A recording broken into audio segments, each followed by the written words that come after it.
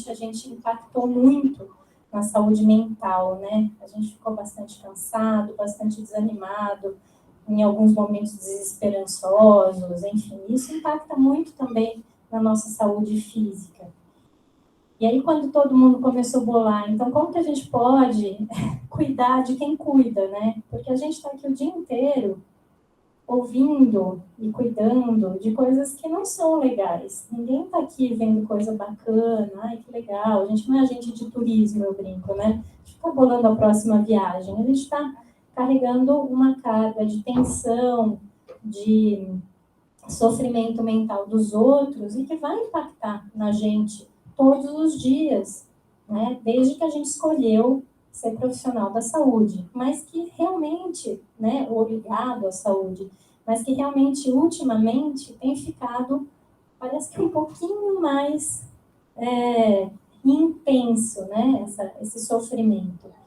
Então, eu acho que esse espaço que foi criado para que a gente pudesse discutir situações, temas que podem ajudar a gente a melhorar a nossa saúde física e mental, eu acho inédito, assim.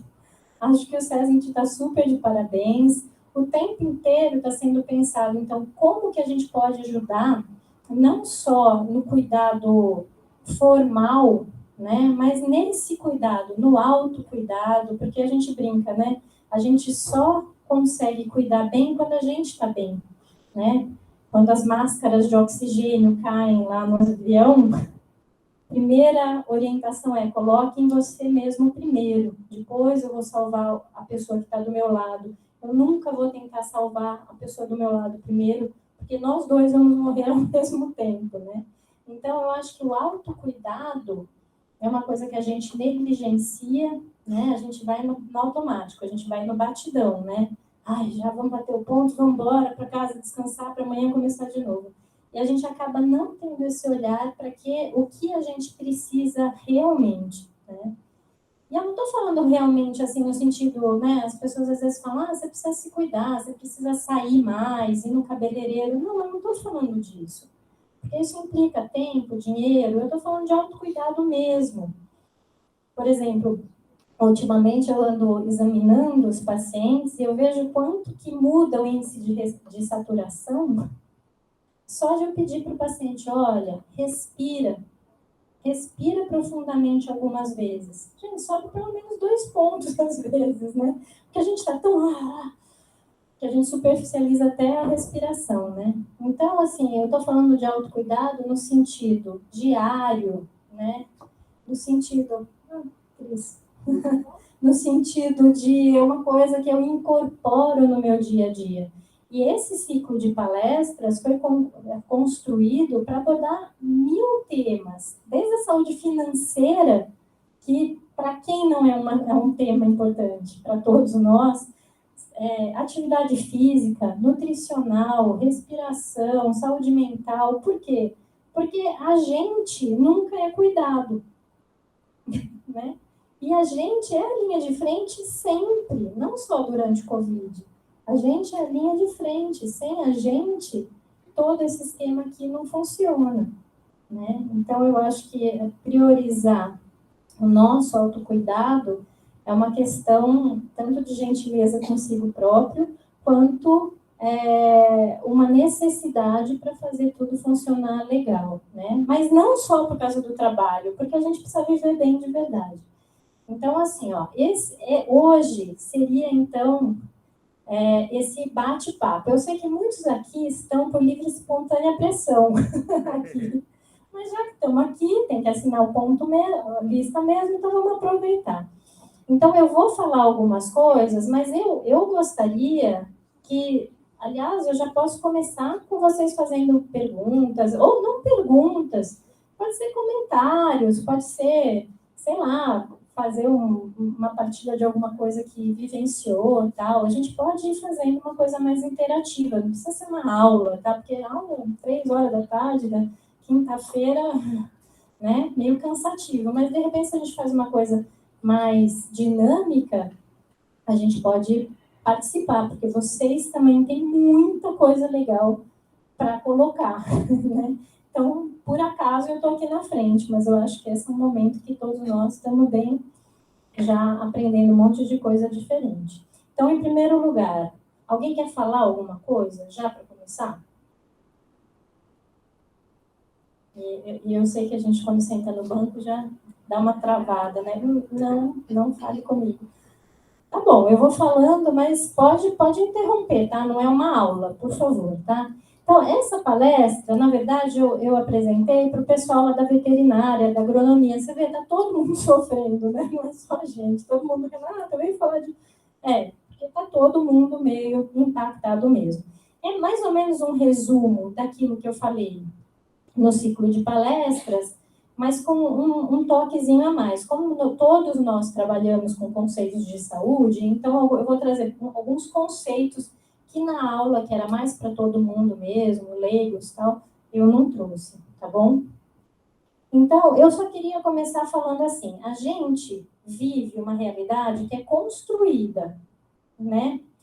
Todo o processo de saúde e doença é uma construção cultural, histórica, política, sociológica. Não, a gente mora no Brasil em 2022.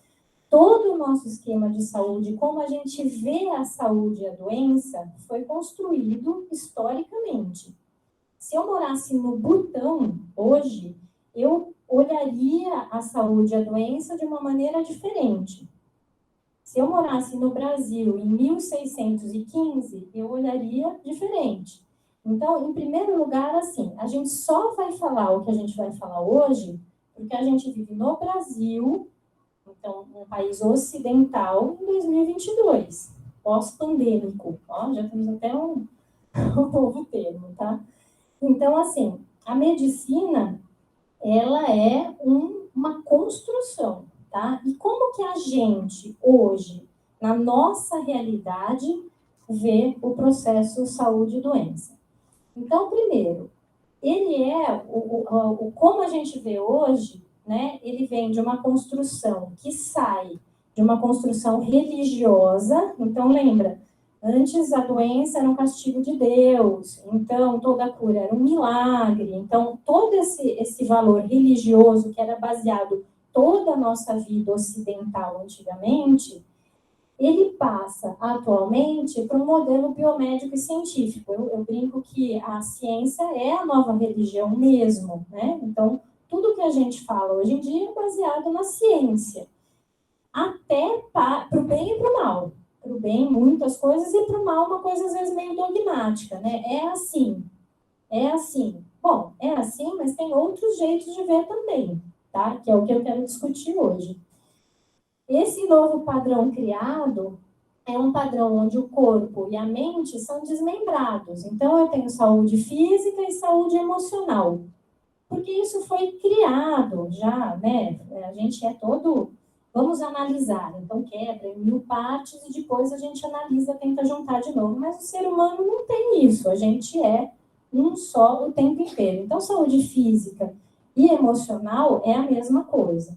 Mas o nosso modelo, ele vê o corpo como uma máquina, e eu queria falar isso bastante para vocês, tanto os modelos de saúde quanto os modelos de trabalho, né? A gente é uma máquina que tem que produzir todos os dias igual. Eu tenho que estar sempre bem, né? Até porque esse é o modelo mesmo, tem que estar sempre rendendo, funcionando, sempre bem.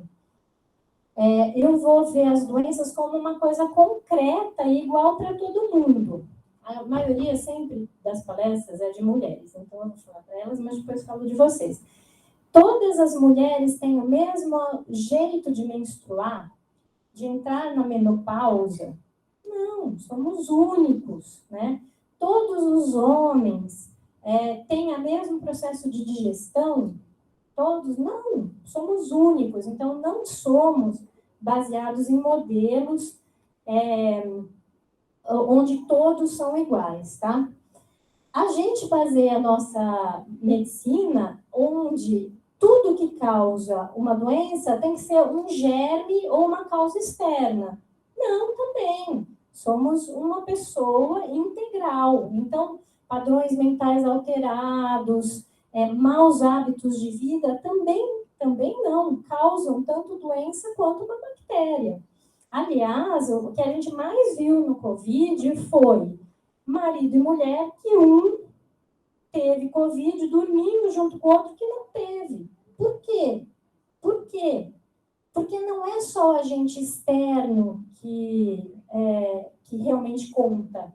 Tem todo o ambiente daquele indivíduo que responde ou não àquele agente.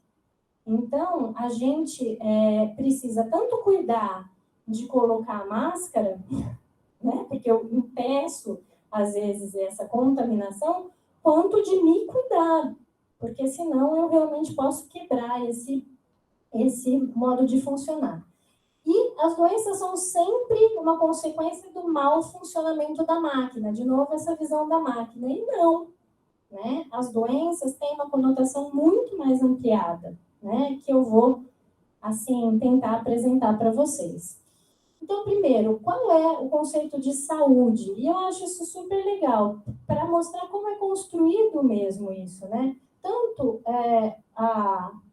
o conceito de solidez, firmeza e força, quanto de seres intactos ou inteiros, quanto da santidade, né? A palavra saúde também vem de pessoas salvas, santas. Então, é o são longuinho e você é uma pessoa, né? Você é são.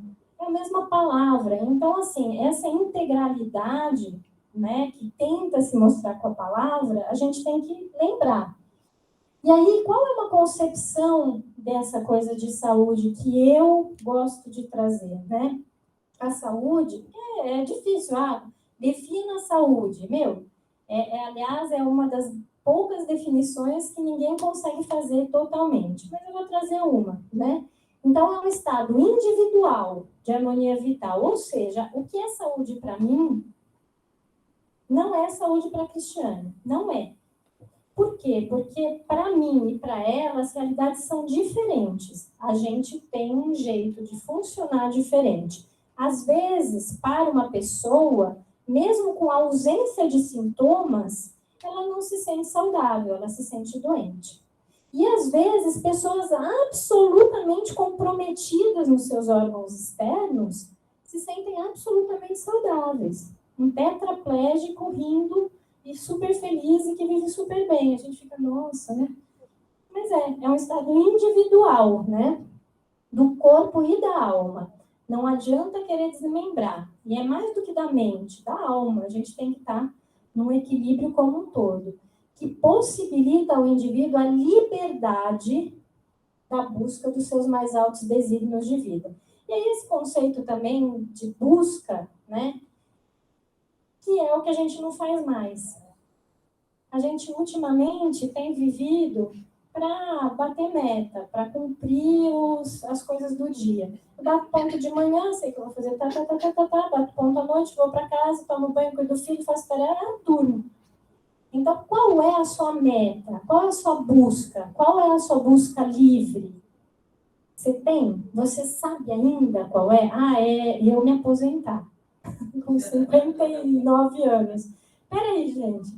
Se essa é a busca do seu mais alto desígnio de vida, sinto te informar, você vai viver mal. Então, de novo, esse é o primeiro conceito que eu quero trazer. Para eu buscar saúde, eu tenho que saber o que eu estou fazendo aqui. Por que eu trabalho na Unesp?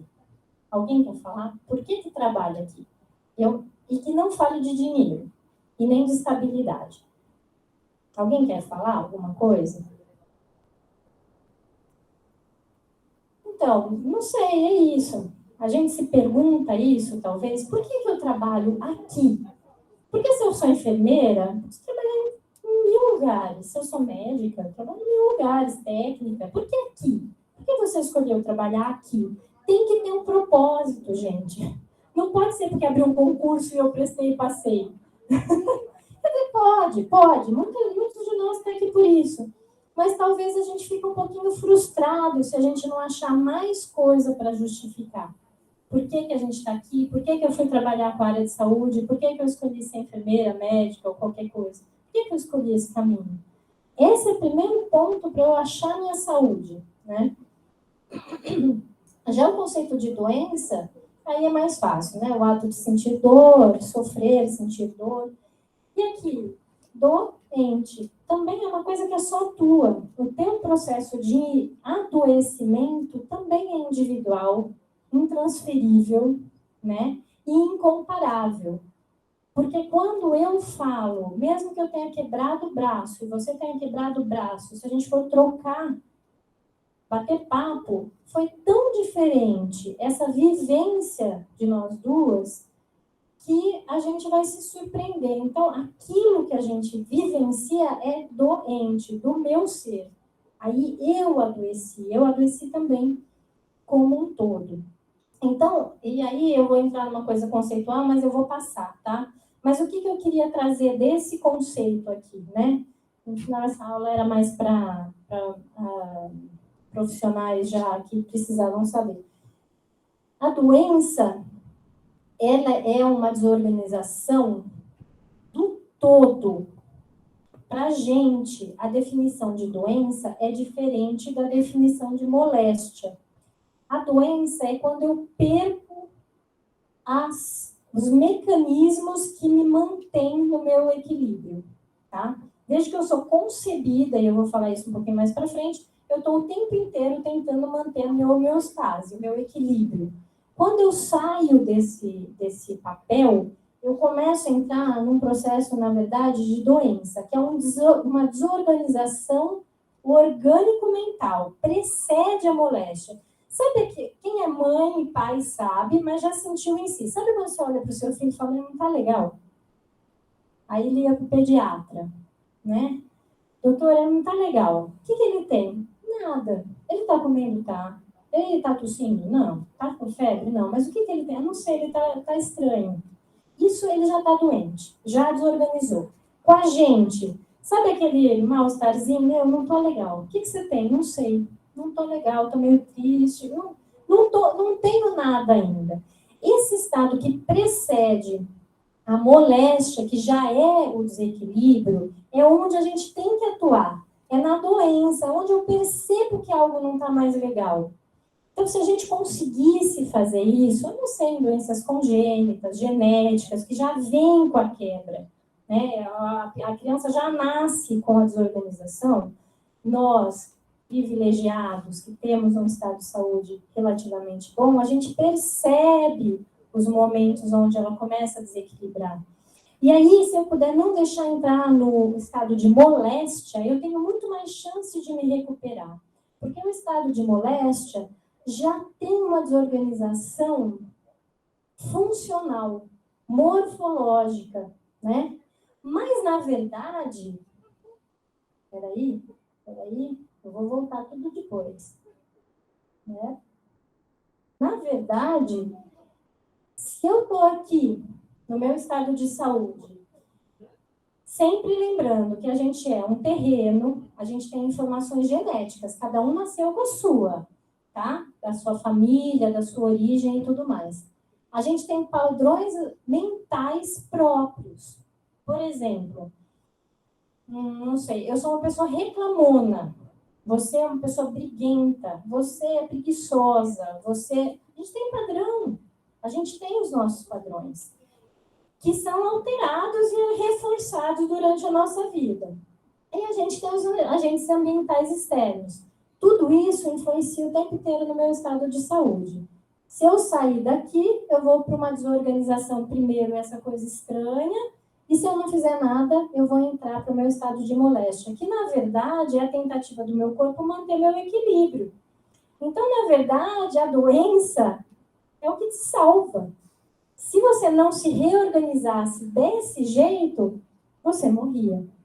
Então, o que eu quero dizer, a doença em si é um novo estado de organização. Porque você continuou fazendo, eu continuei reclamando, comendo miojo, desculpa, pode falar marca aqui, né? Comendo miojo, reclamando todo dia, brigando com o meu chefe todo dia, dirigindo que nem uma louca, eu não quis mudar nada. Então, ou eu me desorganizo completamente, que é a quebra total, que é a morte, ou eu me reorganizo como eu posso, que é no meu estado de moléstia. Alguém quer falar alguma coisa? Vocês trabalham com isso. Vocês percebem isso em vocês ou em alguém? Sim, na enfermaria a gente percebe bastante, vamos supor, o paciente que tem às vezes a mesma doença. Um sorri, dá risada, brinca com a gente em relação à doença. Outro chora, briga, xinga a gente. Padrão mental, jeito de funcionar, jeito de reagir. E aí cada um buscando uma coisa na vida. Cada um investiu de um jeito, colheu a mesma coisa, mas cada um está colhendo dali alguma lição, algum aprendizado, alguma coisa. Né? E aí, vai, fui lá para frente. E aí, se a gente entender, isso é para o Fábio. Fábio que gosta do yin e yang, né? A gente tem que entender que está tudo dentro de tudo o tempo inteiro. Luz e sombra, bem e mal, saúde e doença. São só dois lados da mesma moeda. Depende aquela historinha dos cachorros, né? Que cachorro você quer alimentar, lembra? Todo mundo já ouviu, né? Então, tá tudo lá, tá tudo dentro. Dentro de mim tem uma pessoa muito má. Tem mesmo. Só a gente deixar. Abre as asinhas para você ver. Ixi, se não tivesse a moral, a gente seria, assim, um negócio terrível. Mas tem o bem também. Então, tem dentro de mim a saúde e a doença. É só eu ver como que eu quero modular tudo isso. Tá?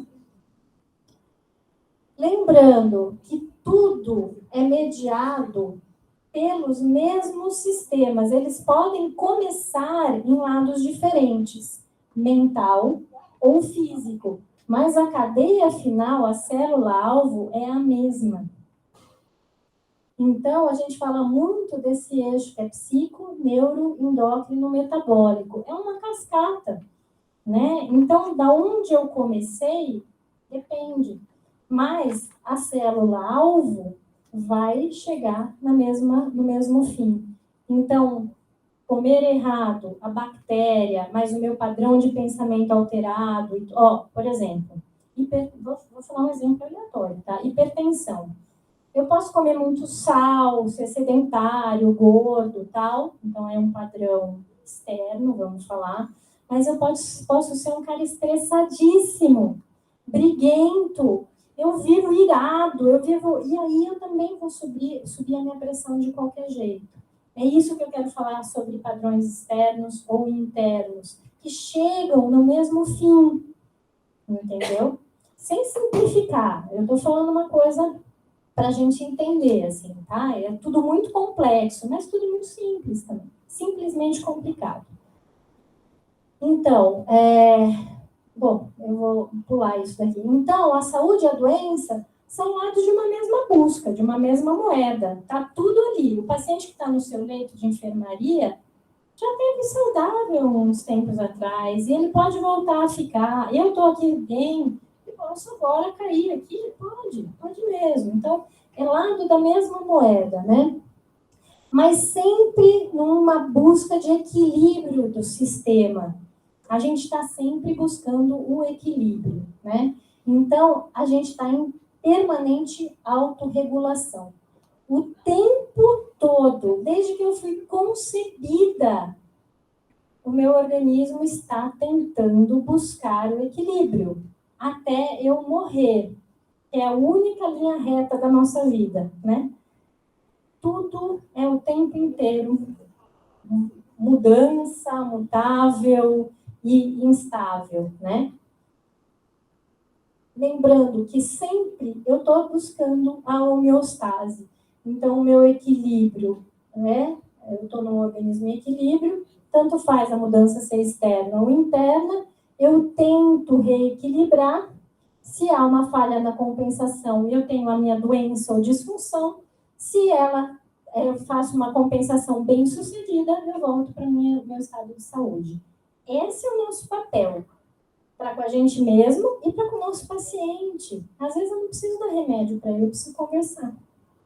E aí, quando o Fábio falou aquilo no começo, aliás, agradeço, né, pelo que ele falou, mas o que às vezes a pessoa está precisando? Ser ouvida. Eu não preciso nem dar remédio. Se eu acolho, ouço e valido o sofrimento dela, muitas vezes ela já melhora. Sem remédio. Ah, é o efeito placebo. E o que não é na vida? Ou você acha que o remédio convencional não tem a sua carga de efeito placebo? Claro que tem. O AS tem o seu efeito placebo também, não é? Então, tudo na vida é uma questão de referencial. Lembrando que a homeostase é esse conceito aí da gente tentar buscar sempre o meio. É como se fosse uma balança que eu vou tentar buscar a homeostase, que é esse equilíbrio máximo possível, a harmonia, né? E a gente, para achar esse ponto de equilíbrio, o que a gente faz? A gente perde energia. Então, assim, ó, eu tenho a minha digestão, tá? Eu vim saudável, eu não tenho problema nenhum. Eu tenho meu processo digestivo, eu vou lá ter a minha gastrina, meu ácido clorídrico, enfim, eu tenho tudo lá no meu estômago funcionando legal. Só que eu começo a comer tudo errado. Coisas que são muito indigestas para o ser humano. Isso vai me distanciando do meu processo de equilíbrio. Meu corpo gasta energia. Então, eu como... eu vou na festinha de aniversário do meu sobrinho, como 5 coxinhas, 2 copos de Coca-Cola, um pedação de bolo de brigadeiro. Opa, meu organismo vai gastar energia para digerir tudo isso. Se eu fizer isso de vez em quando, tudo bem. Se eu fizer todo dia, eu vou ser paciente aqui na Unesp dentro em breve, né? Então, essa força alostática, que é esse mecanismo que eu tenho que gastar energia para procurar de novo a minha homeostase, se eu fico gastando essa minha energia o tempo inteiro, eu começo a me distanciar tanto do meu ponto de equilíbrio, que aí é mais difícil de eu voltar. Eu não acho mais. Onde que é o meu ponto de equilíbrio? Não acho nunca mais. E quanto mais velho a gente é, mais difícil de achar de novo. Por isso que a criança se cura muito mais rápido do que a gente. A gente já está muito distanciado disso daí, muitas vezes, né? Então, quanto mais afastado, mais eu preciso de estímulo para voltar para aquele lugar. Então, não sai muito. Não vai muito fora, viu? Fica meio pertinho para a gente não ter tanto gasto de energia. Lembrando que é um estado de reequilíbrio possível e que a gente é um novo ser a partir dessa reconstituição. Quando a gente acha de novo esse caminho, cai a ficha. Quando cai a ficha, cara, não é assim. Eu tenho que voltar a fazer exercício, né? Tenho que voltar a correr. Nossa, a gente melhora. Nossa, então eu sou um novo ser a partir daí. Eu tenho a possibilidade de melhorar muito. É o que eu já falei.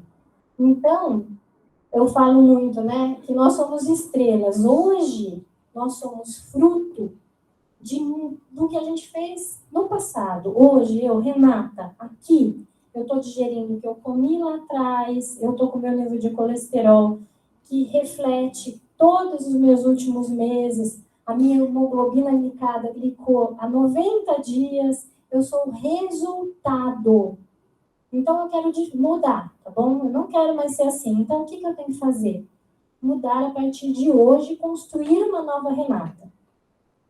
Senão, eu não consigo, entendeu? Não é mágica, eu preciso investir. Do mesmo jeito que eu cheguei aqui, através de muitas ações, se eu quero mudar, eu preciso de muitas ações para chegar lá de novo, tá? E eu só queria apontar isso, né? A gente vive um processo, hoje em dia, de muita medicalização. Infelizmente, a gente trabalha na Unesp e a gente sabe que até coisas naturais da vida do ser humano, hoje em dia, estão medicalizadas. Ou seja, processos que seriam absolutamente naturais, por causa daquele modelo que eu mostrei lá atrás, são passíveis de sair com remedinho. Por exemplo, meu pai morreu. Eu tô triste, eu tô mal. Faz 3 semanas que ele morreu, mas eu tenho que dar uma aula. E eu não tô... Vou lá no psiquiatra e saio com um antidepressivo. Puxa, mas me dá mais um tempo. Né? A gente está medicalizando processos que são naturais da vida. Quer ver? Parto e nascimento. Quem trabalha em enfermaria de recém-nascido, obstetrícia, por isso que acaba tendo tanta violência obstétrica e tudo mais. A gente não deixa a coisa fluir naturalmente, a gente medicaliza tudo. Fase do desenvolvimento infantil, a escolinha liga, seu filho está com febre, a mãe passa na escola, pega o filho e vai para o PS. Chega no PS e o médico fala, o que ele tem? Não sei, a escolinha me ligou e falou que ele está com febre. Você nem sabe o que o teu filho tem. Olha para ele, dá um banhinho, vai para casa, vê se ele está bem, o que ele tem? Até para eu poder referir, senão ele sai com uma receita de antibiótico errado. Porque o médico também está cansado, não, ele dá logo antibiótico, ele vai para casa e tudo mais. E a gente sabe que acontece mesmo. A vida adulta, seus desafios, esses desafios, eu estou cansada do meu trabalho, melhor então pedir demissão e não ficar tomando antidepressivo, ansiolítico, estabilizador de humor e tudo mais, né? Para continuar naquele trabalho ruim. Mas a gente faz isso. Tensão pré-menstrual virou doença, né?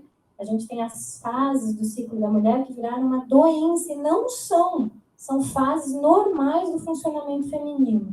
O envelhecimento virou até, desculpa, eu envelheci, viu? Não consigo mais subir a escada. Não, é um processo, né? E morte e luto que a gente tem, o DSM, né? O Guia de Saúde Mental americano, falou que uma pessoa em processo de luto que continue triste acima de 3 semanas, 3 ou 4, não lembro, tem que ser medicada. Pelo amor de Deus, alguém já perdeu alguém próximo, sabe quanto tempo a gente demora para retomar essa saúde mental? E tá tudo bem, gente. E tá tudo bem, a gente não é máquina. Tudo bem ficar triste, chorar, ficar mal. Normal. Legal. Você é um ser humano. Você não é uma máquina.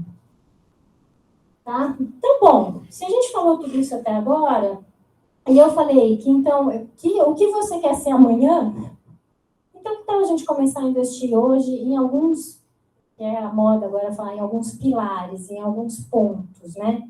E eu propus mas olha, esse ciclo de palestra propôs um monte, né? Um monte de pontos. Eu proponho esses. Em primeiro lugar, se conhecer, que é o que eu falei, qual é o teu propósito de vida, quem é você, qual é a tua carga familiar, né? Eu vou falar um pouquinho.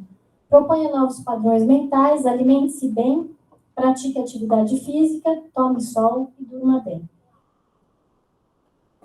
Fácil, super fácil, extremamente fácil. Então, em primeiro lugar, conheça-se, né? A gente sabe quem a gente é conscientemente. E tudo que eu carrego que eu não sei. Por exemplo, todas as expectativas que os meus pais puseram em mim, e eu nem me dou conta mais. Toda aquela bronca que eu levava quando eu sujava a roupinha ou desarrumava o meu quarto, e que hoje, se eu chego em casa e está bagunçada a minha casa, eu tremo e parece que eu sou uma pessoa que não consigo. Tá vendo? Eu não consigo manter minha vida em ordem. De onde vem esse padrão? Às vezes são coisas lá atrás que foram colocadas pra gente, né? As crenças limitantes. Eu não consigo. Eu não consigo. Mas, eu não consigo. Eu nasci para ser pobre. Não, eu nunca vou conseguir ter dinheiro. Quer saber? Eu ganho um pouquinho, já gasto. Quando eu vi, já gastei tudo, já estou com dívida de novo. Crença limitante. Alguém falou para você que ser rico não é legal. Não, olha, como é que era o negócio de, o rico não entra no reino do céu, sei lá. Alguém falou alguma coisa que te faz bloquear quando você consegue. Ou quando você está chegando a conseguir. As ilusões, né? Então, todo mundo no Instagram é feliz. Olha, desculpa eu falar, mentira. Porque depois a gente conhece a pessoa pessoalmente e fala, cara, essa é aquela pessoa lá no Instagram? Só que daí a gente olha para aquilo e fala, pô, tô aqui, 4 horas da tarde, da quinta-feira, aqui, ó, com calor, dando aula, tal, e a pessoa tá lá no Caribe. Peraí, vamos ver direito isso daí, né? Então, todas essas crenças, ilusões, padrões de pensamento, a gente tem que saber que a gente é assim. E não veio do nada, gente. Às vezes eu tenho síndrome do pânico, porque eu vou falar com a minha mãe tem, minha avó tinha, meu bisavô tinha, minha tia tem. E todo mundo da minha família vou brincar, panicado. Todo mundo é com medo, desde pequenininha minha mãe, oi, cuidado, vai cair. E aí eu vou virando uma pessoa muito assustada. Então, esses padrões, se a gente conhece, a gente sabe onde a gente pode atuar. Às vezes não é tão claro, eu não sei, eu sou adotada, a minha mãe não está mais viva, eu não sei de onde vem. Mas a gente tem que se conhecer, né?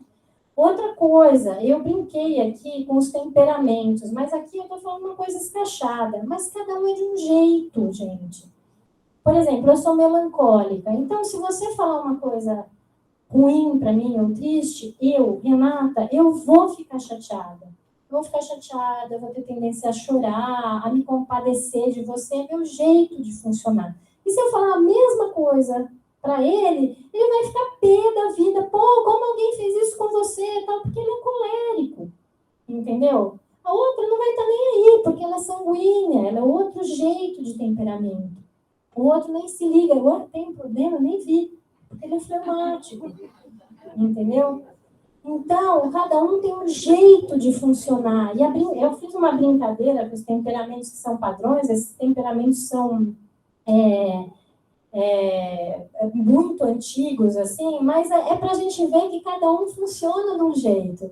Então, é isso, a pedra no caminho do Drummond, cada um reage de um jeito. Um abraça a pedra e chora, o outro pula a pedra, o outro tropeça com uma pedra e nem viu. Entendeu? Cada um é de um jeito. Não adianta querer padronizar, porque a gente não consegue. Então, faz assim que dá certo. Peraí, mas você não sou eu, né? E cada etapa da vida, né, ela pressupõe um tipo de funcionamento. Então, quando eu tenho 5... Ontem eu atendi uma mulher, eu até brinquei com ela. Ela tem 60 anos e ela estava me reclamando, olha só. Ela estava me reclamando, ela não é daqui, então eu posso contar. Que ela não consegue mais, ela tem 61 anos. Ela não consegue mais, quando ela vai para a praia, pular de uma pedra na outra, sabe, na beira da praia, tem aquelas pedras, pular de uma pedra na outra como ela fazia antes. Eu olhei para ela e falei, eu acho que eu não consigo também, entendeu? Porque assim, para cada fase da vida, um pedido. Para cada fase da vida, um pedido. Uma mulher de 60 anos que vai pular de pedra em pedra, talvez doa o joelho, porque o colágeno dela já está diminuído. Então, vamos pedir também o que aquela fase da vida te dá. Senão, você vai estar sempre frustrada, querendo uma coisa. Eu não quero ter ruga. Pô, mas eu tenho 50 anos, estou na menopausa, eu vou ter ruga. Não tem jeito. Entendeu? É isso, né? O que dá para eu mudar, eu mudo. O que não dá, eu aprendo a viver e tirar o melhor possível daquilo.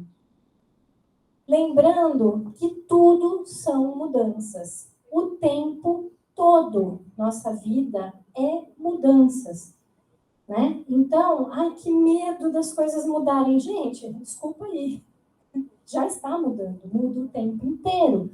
E esse é um dos grandes medos de hoje em dia, das mudanças. Todo mundo tem medo de mudança. Pô, mas a vida... Você quer ficar igual o resto da vida? Jura? Você quer ficar aqui na Unesp o resto da sua vida trabalhando igualzinho? Não, você quer mudanças. Para o bem e para o mal. Então, os desafios também são mudanças ou são pontos iniciais de mudança, não é? Às vezes a coisa, eu sempre brinco, que bem, que mal, quem sabe, né? Uma coisa que vem muito difícil para a gente, ai meu Deus, que mal, né? E dali a gente reformula, e lá para frente, quando a gente vê, a gente fala, meu, graças a Deus que aconteceu aquilo na minha vida. Graças a Deus que eu me separei. Olha, o livramento. Né? Mas vai se separar para você ver o quanto você vai chorar, o quanto você vai sofrer, o quanto, né, vai quebrar a tua cara. Então, no começo não é legal, mas isso são as mudanças. Então, confia também, né? Confia que tudo é um processo. Não quer mais esse jeito? Propõe um novo jeito. Porque a mente da gente não entende o não. Gente, vocês estão com frio? Vocês estão com frio lá atrás. É que aqui não chega o ventinho. Então, a mente da gente não entende o não. Olha, eu não quero mais ser sedentário. Não quero mais ser sedentário. Não, a nossa mente não entende isso. Você tem que propor algo afirmativo. O que você quer? O que você quer? Fale o que você quer. Eu quero ser uma pessoa ativa. Então, eu vou, sei lá, estava falando com uma da gente ontem. Vai uma vez por semana só na academia, mas vai. Então, propõe algo de verdade, positivo e não negativo. É só assim que o nosso cérebro entende. Então, eu quero ter sucesso, dinheiro, eu quero aprender mais, eu quero ter paciência. Boa sorte, faça o seu dia, né, o seu dia a dia, comportar todos esses novos padrões mentais. Então, sei lá, eu acordo mais cedo, eu vou ler um livro bacana, eu vou meditar, né? Eu vou começar a comer legal, eu vou me exercitar. Quando o paciente me encher, eu não vou responder, eu vou respirar e não, calma, vou ter paciência. Propõe o novo. Propõe, para de reclamar do que você não gosta. Então, os novos padrões mentais são construídos. E eu falo, o cérebro da gente funciona assim. Uma mentira repetida, muitas vezes, se torna uma verdade. E é assim mesmo. E é assim mesmo, sinto informar. Se hoje eu começar a falar uma mentira aqui para vocês, ó, eu sou, sei lá, uma coisa que eu não sou, e repito, o meu cérebro vai acreditando na minha própria visão. Então, faça boas propostas para esse cérebro. Não, eu não consigo. Não, eu consigo sim. Mesmo que você não acredite nisso no começo, mente para você mesma. Não, eu sou legal, eu sou querida, eu sou amada, eu posso ser amada, eu posso ser uma pessoa de sucesso, eu posso ter dinheiro. No começo parece super estranho, mas depois a coisa vai entrando na nossa cabeça. E aí eu sempre pergunto, que essa é a grande frase para mim da medicina. Antes de você curar alguém, pergunta para essa pessoa se ele está disposto a desistir das coisas que fez ele adoecer. E eu te falo, a maioria vai responder que não. Então, olha, para você ter saúde, você tem que parar de comer desse jeito. Ah, doutora, mas eu gosto... Clássico. Olha, para você tem uma alergia alimentar, tá dando para ver, para de tomar leite. Ai, doutora, mas como que eu vou ficar sem o meu cafezinho com leite de manhã? Mas, gente, você está te deixando doente. Ah, mas eu não consigo. Então, minha filha, não vai achar saúde. É que nem se você todo dia de manhã pegasse um potinho de veneno e vou tomar no bolinho. Então, eu não abandono aquilo que me adoece. Ó, gente, você é muito nervosa. Pare de brigar desse jeito com os pacientes. Ah, não consigo, eu sou assim. Então, parabéns, você vai chegar no ponto que a gente sabe. Tá? Então, a primeira coisa, você tem que perguntar para você. Eu estou disposta a mudar? Eu estou disposta a abandonar coisas que eu sei que não me fazem bem? Essa é a pergunta sincera. Se não, meu filho, você fica enrolando. Alimente-se bem, já que a gente falou, né? Alimente-se bem, cada um dentro do seu próprio padrão genético, alimentar, né? Individual, mas basicamente, né? Alimento saudável. Eu não preciso nem falar isso, todo mundo sabe. Tem cartaz ali embaixo, eu estava vendo, ultraprocessados, pouco processados, a gente está isso em todo lugar. Mas aí a gente sai da palestra, vamos comer um salgado? Vamos tomar um chopinho? Não, é legal, mas talvez não todo dia, não toda hora, né? Cuidado com os ultraprocessados, o horário adequado para alimentação, e aqui muitos não têm, porque não conseguem, trabalham em turno, faz plantão, às vezes não dá, mas quando der, faça horários legais, né? Comer com calma. Nossa, hoje se eu... o meu almoço, né? Não dá, né? Você enfia qualquer coisa para dentro que o dia é pesado. Mas quando der, né? A maioria dos dias, procure comer legal e beber água. Pratique atividade física. Aí temos o nosso mestre da atividade física aqui sentado, que está indo nos lugares que vocês trabalham para propor atividades físicas laborais. Mas eu vou falar uma coisa. Tem atividade física formal, mas mexa-se. Vai passear com o teu cachorro, cuida do teu jardim, vai lavar o quintal. Eu vou na padaria a pé. faz o que der também. Porque se a gente for esperar esse momento ideal de fazer uma atividade física, muitos de nós acabam não fazendo nunca. Então, faça qualquer coisa, né? Só para você ter uma atividade física. Tome sol. A gente passa o dia inteiro, nem sei se está sol lá fora, às vezes. A gente passa o dia inteiro dentro de um lugar fechado, com luz artificial. Isso impacta onde, num primeiro momento? No sono. Nosso sono fica alterado, nosso humor fica deprimido. Então, sempre que possível, claro, com sol, online, né? Vai que um dermato está ouvindo, um sol em horário adequado, a luminosidade solar, às vezes de estar com a cortina aberta, olhando aquele sol, já é alguma coisa que vale, né? E durma bem. Durma bem. Por quê? Porque às vezes não dá para dormir, estou de plantão. Às vezes o meu turno, né, é noturno, eu não consigo dormir tão bem e tal. Mas, para todos os outros privilegiados que estão em casa, desligue a tela, né?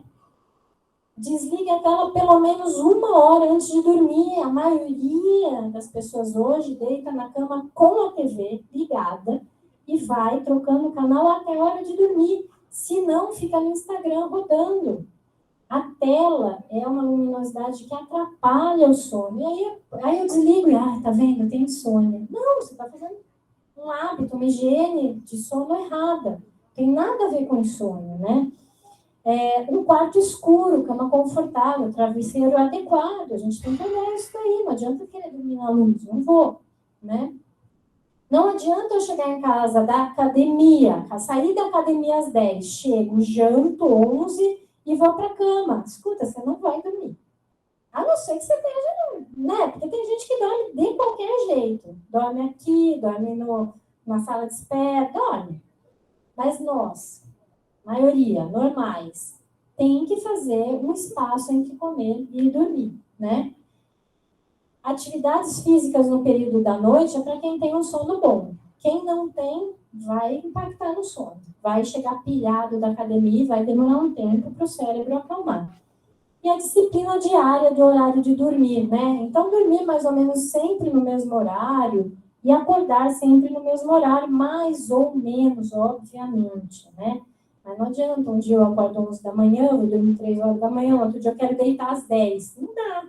Não dá, meu cérebro também precisa de um ritmo, né? Vocês desculpam que eu pus uma mulher chorando aqui, né? Não sei, não tinha visto que ela estava chorando. E é isso. Então, era isso que eu queria falar. E aí, agora, eu queria, sei lá, que vocês falassem, que vocês comentassem, que vocês não falassem nada, se vocês não quiserem também. Mas era isso a palestra.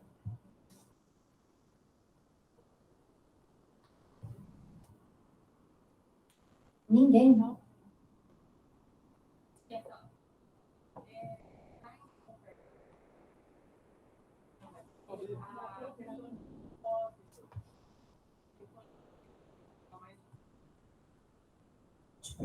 Qual o propósito de vida, né?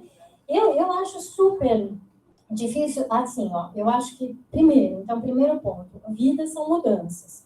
Às vezes, o que é o meu propósito inicial se transforma durante o período, né? Porque eu vou percebendo coisas, eu vou amadurecendo, eu vou crescendo. Então, o propósito, ele não é único e ele não é imutável.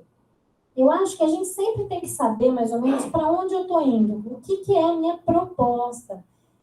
Eu brinco, qual é o meu brilho? A gente tem que saber no que você é boa. Me conta, no que você é boa? Você sabe? Fala para mim. Não, alguém tem a coragem de levantar a mão e falar, eu sou bom nisso. No quê? Dançar. Ela falou, eu sou boa em dançar. Fala uma qualidade que vocês têm, assim. Quem? Fazer vaca atolada. Adorei. Eu quero ir na sua casa, quero comer, adoro. Olha, a gente vai todo mundo na casa dele comer vaca atolada. Então, de repente, ele é um cara. E aí, olha como a gente tem dificuldade em falar das nossas qualidades. De repente, ele é um cara que gosta de receber as pessoas, gosta de fazer as pessoas ficarem felizes. Ela é uma pessoa alegre, autoastral, animada, por isso que ela gosta de dançar. É isso. Então, primeiro a gente tem que saber o que é o nosso dom. sei lá, eu acho que o meu dom é ouvir. Eu sou boa em ouvir as pessoas. Eu gosto, eu sei ouvir, não sei às vezes o que fazer, mas ouvir eu sou boa. Eu sento, tenho paciência, eu ouço, eu acordo. Então, eu posso fazer com que o meu propósito também tenha a ver com o meu dom. Se eu sou boa em ouvir, eu posso fazer com que o meu propósito seja isso. Tá aqui trabalhando para a saúde mental das pessoas que são os meus pares durante um momento difícil. Por quê? Porque eu sou boa em ouvir. Então, se alguém vier falar, eu posso estar destruída, mas eu vou te ouvir. É isso. Esse é o meu serviço. Então, quando a gente encontra qual é a minha qualidade, ela que é boa em dançar, ela vai alegrar muita gente. Ela vai fazer as pessoas animarem, porque ela vai tirar o outro para dançar também, tá todo mundo meio, ai, ela tá lá. Ele que faz a vaca atolada, ele vai congregar um monte de gente em volta dele. Então, de repente, o tom dele é reunir a família, todo mundo que tá para baixo, sobrinhaiada, não sei o que. É isso, sabe? Então, eu acho que a gente pode também estar olhando para cada momento e vendo o que quer. Porque um dia eu também não vou mais trabalhar formalmente, mas eu posso continuar ouvindo bem os meus netos, meus sobrinhos, sendo um amigo para meus amigos, enfim, né? Mas eu acho que é isso. E quando eu não sei qual é o meu dom, você tem algum erro. Alguém falou para você que você não é bom em nada. Você não vai dar em nada na vida. E aí a pessoa fica achando que ela não é boa em nada, coitada. E não é verdade. Não é verdade. Você só está no lugar errado, tentando ser alguma coisa que você não é. Né? Então, é sempre essa pergunta: no que eu sou boa mesmo? E será que isso está alinhado com o meu propósito? Né? Também porque não adianta. Às vezes a pessoa está fazendo, sei lá, eu sou boa em ouvir e estou querendo, sei lá, fazer uma coisa muito diferente. Aí eu tenho mais dificuldade, né? Não que eu não consiga, mas eu vou ter mais dificuldade. Se ela me puser para dançar, cara, vocês vão ver o terror. Não é o meu dom. Então não adianta eu querer ser, meu sonho é ser dançarina do Faustão. Cara, senta e espera a próxima encarnação, sei lá, né? Porque não é.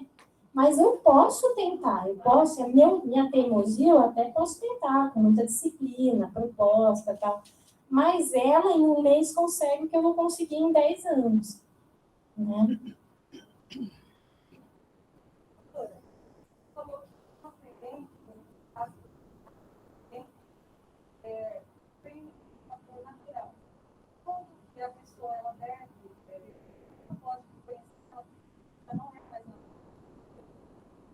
Então, aí isso é uma ótima pergunta. Eu acho que tem vários jeitos da gente ver isso. Primeiro, quando passou do seu limite. Olha, é um sofrimento tão grande, vou falar assim, que eu estou pensando em me matar. Passou do limite. Aí não tem tempo. Aí é um sofrimento muito grande. Eu estou pensando em matar aquela pessoa que me faz sofrer. Passou de um limite, eu não aguento, eu não quero mais sair da minha cama. Eu não consigo mais abrir os olhos e começar meu dia. Passou do meu limite. Isso é um ponto. Segundo ponto, o tempo. Eu estou há muito tempo assim. 1 ano, 2 anos. Eu não consigo. Meu pai morreu há 3 anos atrás e eu ainda estou chorando. Eu não consigo superar isso. Eu preciso realmente de ajuda, né? E aí não tem um tempo limite, entendeu? Mas é quando passa. Eu não consigo, eu já fiz coisas, eu já fui atrás, eu já tentei mudar, por N questões eu não consigo. Passou de um limite temporal, pessoal, né? E a gente sente isso, né? A gente sente isso quando tá demais pra gente, a gente não consegue. E é claro, tem o último escrutínio, que é o profissional que vai te atender, né? Que pode falar para você, calma, ainda não está na hora, ou calma, não, já vamos medicar, porque você realmente não está bem. Então, você também precisa confiar que aquela pessoa que está te vendo não é uma pessoa que hipermedicaliza todo mundo, né? Ele vai avaliar o teu caso.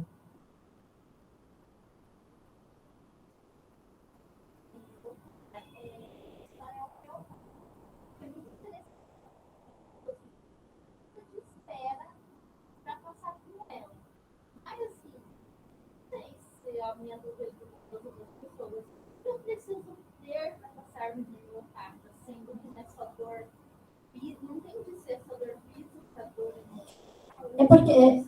É ótimo. Então, é porque a gente está num modelo que a alopatia, né, o remédio convencional, é o que predomina. A homeopatia, a acupuntura, a medicina tradicional chinesa, elas têm essa visão meio do integral. Então, o que eu preciso ter para passar no homeopata? Vontade.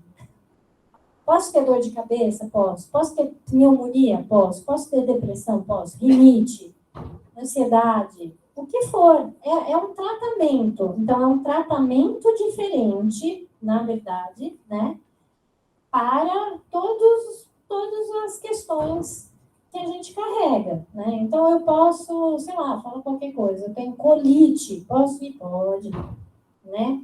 É que aqui no SESMIT ficou um viés da saúde mental, porque foi a proposta do começo do atendimento.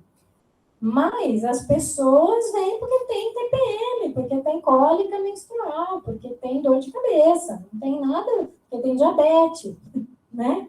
Então, os pacientes que procuram homeopatia procuram um novo jeito de se tratar, né? Mas não precisa ter X, Y, Z doença, entendeu? Quanto tempo, doutora, para a homeopatia começar a fazer efeito no organismo? Imediatamente. Ah, É um estímulo que ele é imediato. Agora, quanto mais longe você está da sua homeostase, mais tempo você demora para chegar no teu processo de melhora. Às vezes, eu já tive muitos pacientes que me surpreenderam. A gente dá a pessoa melhora depois de uma semana, coisa que eu jurava que ia demorar. E vice-versa. Às vezes, coisas que eu achava que ia ser muito mais rápido, demoraram muito. Por quê? Porque é um estado individual, né? E a gente não sabe como é que tá. Mas a homeopatia, ela age na hora. Tanto que a gente trata asma, infarto, dor aguda. Eu tenho que agir na hora, né? Covid. A gente tratou muito Covid com homeopatia durante a pandemia. Tiveram ações, a gente aqui no hospital fez. O homeobotucatu apareceu, tinha uma profilaxia, tinha umas coisinhas para ajudar. Então, a homeopatia age na hora. Mas, quanto tempo demora o tratamento? Toda a vida, porque eu trato a pessoa e não a doença. Eu trato o indivíduo. Eu nunca trato o sintoma ou a doença. Eu trato a Roberta, Sandra, Cláudia, Ernesto, João. E aí, então, é o resto da vida. Ele vira um paciente que a gente acompanha em cada momento da vida dele com o que ele precisa. Tem uma idade para começar a fazer algum tratamento? Qualquer idade. Então, a gente começa a tratar, na verdade, a pessoa, quando ela quer, né? Na barriga. Quando a mulher está gestando, a gente já começa a tratar esse bebê. E vai o resto da vida. Eu falo que, assim, a minha filha tem 5 anos. Quando ela tinha 4, ela presenciou, assim, eu perdi um primo e ela presenciou tudo aquilo, né? Um primo novo que convivia com ela. Daí por diante, eu percebo que ela, assim, tem um pavor enorme da morte. Todos os dias ela fala para mim, mas você não vai morrer, né? Eu falo, não, Alice, a mamãe não vai, o papai não vai, mas você não vai ficar velha também, né? Eu falei, não, Alice, a mamãe não vai ficar velha. Ah, então tá bom, sabe? Assim, então, é que é uma coisa, assim, traumatizante para ela, que ela associou, né, que a morte é uma perca, porque o primo foi e não voltou mais, ela entendeu isso. E ela tem esse medo, assim, dela, que é uma coisa, assim, tipo, ela lembra todo dia, ela lembra, ela fala, e é uma coisa que parece que incomoda ela mesmo. E até ela passa com a psicóloga, tudo, a psicóloga fala que vai corrigir e tal, mas assim, eu acho que é demais para ela que tem 5 anos. Então, ó, eu vou te falar, eu nem conheço, nem no caso, nem sua filha, mas assim, ó, com que idade o ser humano, né, tem consciência da morte? A sua filha já teve 2 anos, fala que não sei quem morreu, ela não entende o que você está falando, morrer não. Com que idade a gente tem consciência da morte? Com 5 anos. Então, ela está vivendo uma fase que seria natural de uma criança. Quem tem filho aqui, alguém... Tá, vou fazer outro jeito dessa pergunta. Alguém que tem filho aqui, o filho já perguntou, mãe, você não vai ficar velha, você não vai morrer? E as minhas filhas nunca viram alguém de perto morrer quando eram pequenas. Por quê? Porque tomam consciência que existe a morte. E as pessoas que ela mais ama é o papai e a mamãe. Então, ela vai perguntar, você vai morrer, mamãe? Eu vou morrer, em algum momento, mas não agora. Então, a gente também tem que ser sincero. E você não vai ficar velha? Não, eu vou, e você também. E é legal, a vovó não é velhinha? E tá tudo bem, é bacana ser velhinho também. Então, eu acho que também a gente tem isso da medicalização, entendeu? Ah, isso foi um trauma, vamos tratar, ela vai ficar boa. Não, ela tá... E outra coisa, tem alguém aqui que não tem nenhuma questão com a morte? Não estou falando só de medo, nunca, nada. Eu duvido, eu truco que alguém aqui não tenha nada com a morte. Por quê? Porque alguém sabe o que acontece do lado de lá?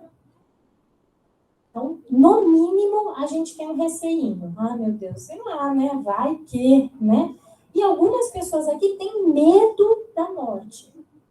Por quê? Porque a gente não conseguiu lidar com essa informação, né? E aí cada um lida de um jeito, religião, crenças, enfim, né? Mas então a tua menina está expressando uma coisa que seria normal para a idade, que foi ainda potencializado com a vivência que ela teve. Se você acolher e explicar para ela que tudo acaba, mas que está tudo bem, talvez ela calme muito mais do que eu ficar, não, calma, eu não vou morrer, até porque e se você morrer mesmo? Deus me livre, hein? Pelo amor de Deus. Entendeu? Então é isso, a gente tem que saber lidar com as informações também, porque senão a gente fica, né, correndo atrás do final do arco-íris, assim, não dá. Doutora, eu queria saber o que... Peraí, ela estava só falando que ela falou baixinho, já falo. Eu queria saber a sua opinião, por que o povo oriental eles têm uma longevidade de vida maior do que o povo. Então, ó, isso daí tem uma coisa que, aí depois, se o senhor quiser uma hora olhar, tem umas coisas que a gente tem estudado bastante na medicina que chama zonas azuis, né, ou blue zones. Então, tem alguns lugares na Terra, né, que tem lugares, cidades ou povos que vivem muito mais. Por quê? Porque eles têm hábitos de vida e genéticas características, né, que tomam muito mais conta de envelhecer bem e ser longevos. Então, existem alguns povos no Mediterrâneo, né, Itália, ali na Espanha tem também, lá no Oriente, muitos. Por quê? Porque praticam meditação, comem legal, não tomam tanto remédio, são hábitos. Fora algumas questões genéticas, assim, que tem algumas cargas genéticas que são mais propensas a tal e qual doença e que podem ser mais suscetíveis. Mas tem, quando o senhor quiser ler, Blue Zones, e veja, tem os mapas no mundo dessas zonas, né, que a gente vai vendo esses povos que vivem muito mais do que a gente mesmo. É bem legal.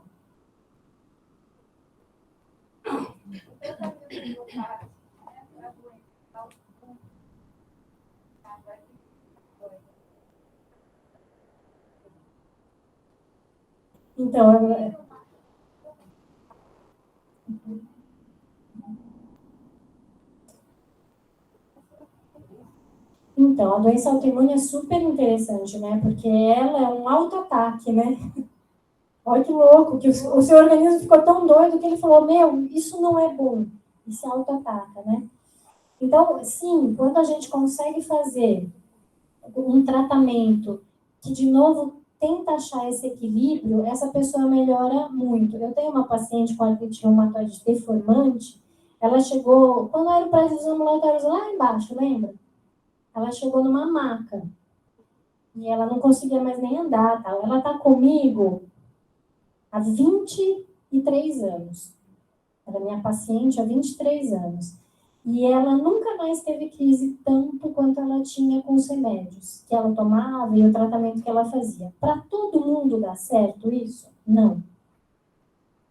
Por quê? Porque ela individualmente fez mudanças legais, a gente conseguiu fazer o tratamento e ela está muito bem. O que ela perdeu, né? Porque o deformante não volta. Mas ela está bem. Então, dá para tratar? Dá. Vai dar certo? Não sei.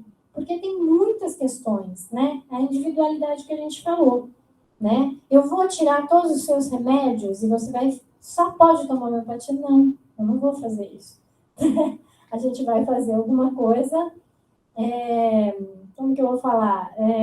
Não doida. Não vou, para com isso daqui, besteira, hein? Besteira, vamos tomar só homeopatia. Não, a gente vai ter que ter um bom senso e construindo esse novo processo com você. Então, ela está comigo, a Maria, há 23 anos. A gente já passou muita coisa junto. E aí, eu conheço ela hoje de trás para frente. Ela me liga e fala, Renata, eu já sei que remédio que ela tem que tomar. Entendeu? Mas dá? Dá. Todos vão ter sucesso? Não. Tá? Tudo bem? Alguém quer falar alguma coisa, ensinar, falar de verdade, um depoimento, uma coisa que queira falar sobre saúde? Vocês sabem muita coisa legal também. Só queria comentar, né, da questão de todas as medicações, né?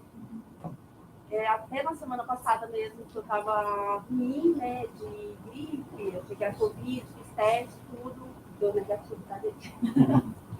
Eu passei no posto de saúde, né, e daí ele me receitou antibiótico, né? Aí eu questionei, porque eu sou uma pessoa, quase a doutora, já sabe, eu sou muito, tomo remédio, né?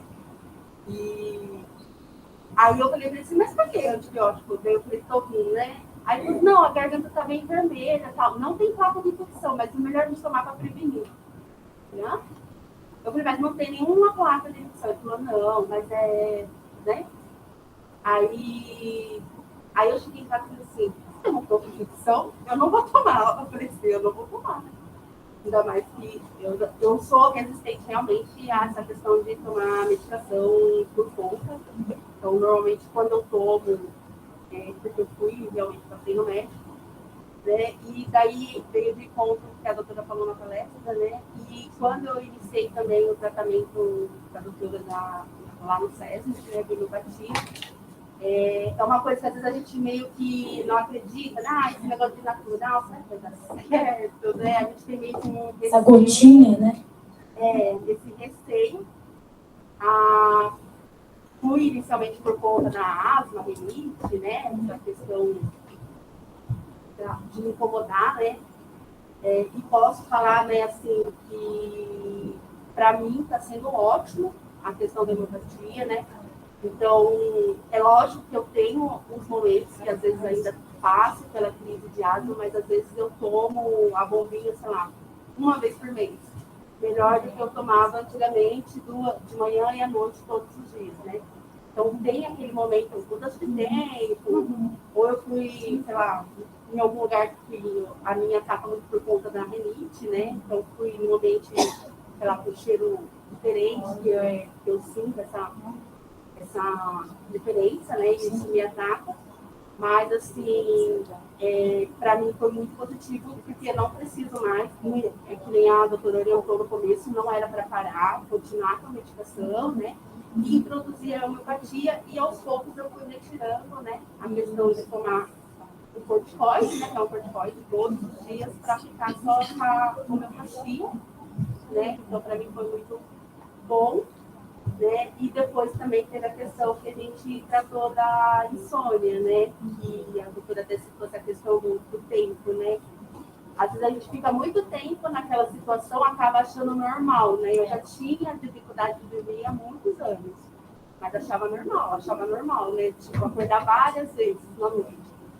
Mas só que quando o meu corpo, né? Que você falou do limite, né? Quando o meu corpo realmente ele viu que não tinha mais jeito, né? Que foi quando eu passei uma noite inteira sem dormir. Não, na noite, outra noite eu durmo. Então, tipo, sem dormir mesmo, nem 10 minutos, tá? Aí na outra noite chegou, eu também não dormi. Eu falei, opa, alguma coisa tá de errado. Então, o meu corpo, né, sentiu aquele... E daí, é lógico, quando eu entrei com a homeopatia, ela demorou um pouquinho mais para fazer o efeito, né? Mais ou menos um mês e pouco, para mim poder reajustar. Porque eu estava longe do meu equilíbrio, né? Então, só para comentar, né, que às vezes... Não, isso que você falou está super legal. Ó. Então, esse exemplo foi sensacional. A insônia, né? Então, eu vou tomar um Zolpidem, que é um indutor do sono. Eu vou cair e dormir na hora. Mas isso não trata a minha insônia. Ele me faz dormir naquele momento. Então, é muito bom, ainda bem, graças a Deus, que tem esse tipo de remédio. Agora, eu quero tratar a minha insônia, né? Aí eu tenho que fazer um tratamento que, de novo, me regularize e ensine meu cérebro dormir de novo sozinho, sem indutor, né? Agora, claro, se eu já tomo indutor de sono há 20 anos, eu estou muito longe desse equilíbrio, vai demorar mais. Mas se a gente regulariza, a gente consegue daí ensinar a andar sem rodinha, sabe? Ensina a andar na bicicleta sem rodinha, e não sempre com a rodinha. Não, eu preciso sempre de remédio. Não, olha lá, tá dormindo agora sozinha, né? Isso que é legal. A autoeducação em saúde. Eu tenho o gerenciamento da minha saúde. Isso é libertador. Eu acho isso sensacional. A gente ter o gerenciamento da nossa saúde não está à mercê do médico, do remédio, do terapeuta, porque eu brinco, e se a gente for para uma ilha deserta, ferrou, não tenho mais o que fazer? Não, eu sei me auto-reconhecer e gerenciar. Perfeito. É você perceber, porque eu já tinha anos não dormir, mas só depois que eu pegava. Mas há quanto tempo eu tô sem dormir, sei lá, uma noite inteira? Muito tempo. Né? Até porque é isso, modelos, né? Às vezes a pessoa que está te atendendo tem muito menos trabalho, muito menos trabalho de falar, você está com sono? Toma isso daqui, do que conversar com você 1 hora sobre sono, higiene do sono. Você sabe onde você está errando? O que dá menos trabalho? Você tem 50 pacientes para atender em 4 horas, toma receita, já está fazendo do próximo, né? Então, todo modelo que é um pouquinho difícil mesmo, eu entendo isso já. Atendi 50 pessoas em 4 horas, eu sei, é impossível. Mas se você tem um tempo, ensina esse paciente porque ele nunca mais te dá trabalho. Ele mesmo faz. Doutora, eu trabalhei 8 anos à noite. Aí eu fazia 24, 36, assim vai as cargas horárias, né? Hoje, faz 1 ano que eu estou trabalhando de dia. Não consigo dormir a noite inteira, sabe? Eu fico a noite inteira. Só que nisso, a minha filha está ficando igual. É o padrão do sono. Ela a noite inteira, ela acorda. Eu acordo a noite inteira. Com qualquer barulho eu acordo. E ela agora deu de acordar também. Só que assim, ela acorda, levanta e faz arte, né? Ela não levanta, acorda e vai dormir depois de novo. Eu tô levando, tá? Então, teria que arrumar o sono da casa, né? Da casa. Ensinar de novo você dormir, para ela conseguir dormir, aí vai. Aí eu levanto, ela tá dormindo no tapete, ela tá dormindo no sofá, ela tá dormindo pelada no tapete de novo, aí ela vai pra cama dela, ela vem pra minha cama, ela acorda o meu outro menino. Você sabe que essa época do ano passado, no Instagram, eu fiz um monte de postagens sobre sono. Porque durante a pandemia, teve muita queixa de sono. Porque as pessoas ficavam dentro de casa na tela o dia inteiro, né? Então, as crianças não iam para a escola. Foi um caos, né? Foi um caos. O sono da gente, nossa. E eu fiz várias postagens sobre higiene do sono do adulto e da criança. Então, aí daria outra palestra inteira. Então, a arquitetura do sono da criança, qual é, diferente da nossa, por que ela está acordando. É legal, é legal. Alguém precisa te explicar isso para você saber onde que você precisa fazer essa mudança. Né? Tá no Instagram meu, né, algumas dicas, mas talvez se alguém sentar com você e falar, criança, quantos anos ela tem? Ela tem 11 anos. 11 anos. Ela já saiu dessa faixa de arquitetura, ela já é próxima do nossa mesmo. O que você pode fazer são ações, muitas vezes. Às vezes nem é remédio, às vezes é algum... Eu brinco muito de ritmo, né? Higiene do sono.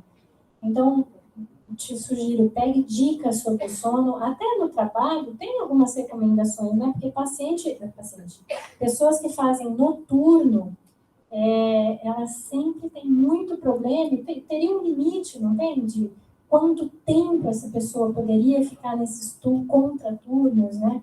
Tem algumas coisas, mas impacta mesmo. Se eu fiz noturno 8 anos, tem que ensinar seu cérebro a dormir de novo. Dormir de noite, né? Dormir à noite de novo. Mas dá. O Instagram da senhora é o mesmo nome? Doutora? @doutora. Alguém mais tem alguma pergunta? Não? Então, super agradeço, viu, gente, vocês estarem aqui, a interação. Espero que esse ciclo de palestras, nossa, cada palestra é sensacional, espero que todo mundo tenha curtido, e ainda está online, né? Dá para rever muitas vezes, então. E espero que ano que vem o SESM te faça de novo, viu? Então, agradecer a Fernanda, que é um presente a gente ter ela no SESC, né, fazendo esses atendimentos, o quanto, né, foi beneficiado. E essa palestra também, né, o quanto traz reflexões para a gente, colocando a gente como atores do processo de cura, né, e não só como um papel passivo, mas também como atores que podem fazer. Eu acho que essas reflexões são as mais importantes, né, porque trazem um empoderamento para a gente, né? Como ela falou, você está numa ilha deserta. Então, eu acho que a gente precisa, né, a gente tem condições aqui no hospital, muitas vezes adoecedoras, né? Acabou de falar do turno noturno, ele é um terror, né, para a saúde, mas ele é necessário para o funcionamento. E assim a gente tem várias questões. Então, quanto é interessante a gente ter criando mecanismos para ir lidando com tudo isso, né? Então, parabéns pela palestra maravilhosa, pelas ideias, sempre muito bom estar com você. Então, agradecemos muito você. Obrigado mais uma vez. Gente, e o Fábio falou uma coisa aí, olha, saiam com isso mesmo, assim, o quanto a gente tem o poder, cara. A gente tem tudo dentro da gente, então não se sintam mais enfraquecidos do que vocês estão se sentindo. Empoderem-se, a gente pode muita coisa, muita mesmo. A gente tem muita resposta bem larga, até por estar aqui a gente tem bastante casca grossa. Então, obrigada, viu? Não.